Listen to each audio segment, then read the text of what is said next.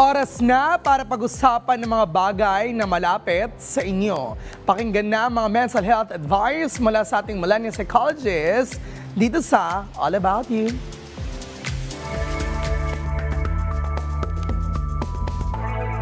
Magandang araw. Ako nga pala si Rian Portuguese, your millennial psychologist at welcome sa All About You, kung saan ito ang safe space mo at pag-uusapan natin ng tungkol sa'yo.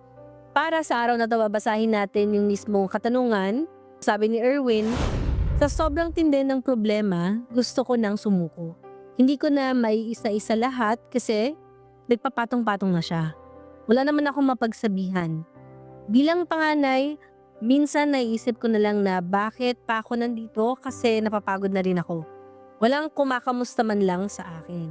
Di ko naman masisisi yung marami sa atin, di ba, na kung minsan kaya pala nagpapatong-patong yun kasi nga hindi natin nahaharap kaagad o hindi natin kasi kinikilala din kaagad.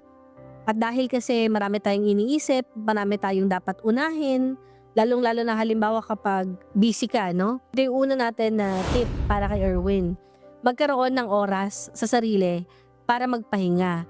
Kapag sinabi nating pahinga, hindi naman kailangan na dapat ihihinto mo lahat ng bagay para makuha mo yung kailangan mong pahinga.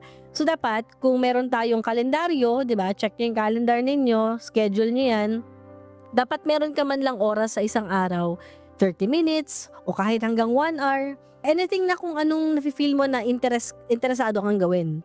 So, magkaroon ka ng oras sa sarili, sinasama mo yan araw-araw. And siguro maganda rin to na reminder sa lahat, kasi sabi niya kanina, nagpapatong-patong. Again, huwag po natin nahayaan na yung mga problema natin ay magpapatong-patong. Isama na rin natin sa tip natin, no, na tinitingnan natin maigi, nililista natin kung ano itong mga pinagdadaanan natin. Ano yung nagsastruggle tayo? Ilista mo kahit hindi naka-arrange. Lista mo muna silang lahat para maging malinaw sa'yo ano itong mga sinasabi mong nagpapatong-patong. Tapos, tingnan mo alin doon yung pinaka-realistic na kaya mong solusyonan sa ngayon.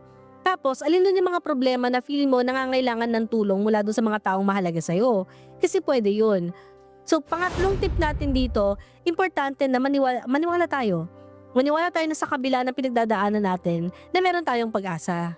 Alam ko na ang cheesy nun or parang ang common nung mismo kasabihan na yon na kailangan nating maniwala na merong pag-asa. Pero somehow nakakatulong siya. Kapag may mga pagkakataon na nalilito talaga tayo, alam mo yun, at hindi na natin alam gagawin natin, yun lang yung reminder na semicolon, keep going. Kung sakaling sobrang gulong-gulo ka pa rin, huwag mong kalimutan na pwede kang kumonsulta sa mga mental health professional. Available naman din siya. May mga teleconsultations dyan. At may mga crisis hotlines din tayo na available. So hindi ka mag-isa, may mga taong nagmamahal sa'yo at pwedeng makinig sa'yo at maintindihan ka sa mga pinagdadaanan mo. So sa mga nakikinig sa atin ngayon, ayan, maraming salamat. Kung meron din kayong concern tulad nung kay Erwin, huwag kayong mahiya na magtanong at isend nyo yan dito sa ating email na may kita sa baba ng screen.